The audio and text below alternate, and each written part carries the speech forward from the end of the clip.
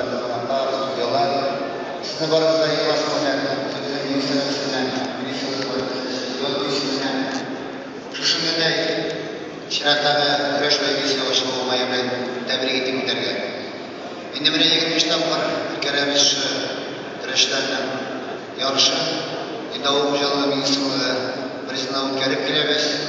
Оның жетекшісі, федерация жетекшісі Маратош Ахметовқа рахмат қыстан жеткізгісі келе республикадан нашы күреш спорт түрін үстемге зор қызмет қылған үшін беге рахмат етеміз президентімізге, үкіметімізге шондай шарттар тудырған үшін, чөнки бүгінгі күнде біздің Қазан шаһарында ғана түгел, ауылларымызда, районларымызда спорт комплекстері ашыла, спорт площадкалары түзіле.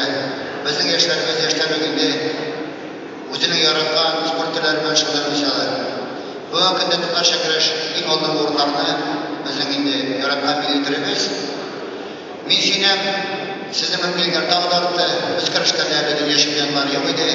Мына Алла берсе ноябрьдә сіз белән Татарстан чемпионатын үткәрәчәкбез. Анда сөйләп булабыз.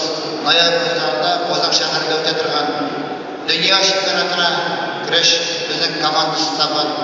Алла берсе барыгызны белән көтеп калабыз ноябрь ayında. Татар көрәше һәм Билбау көрәше буенча чираттагы дөнья беренчелеге.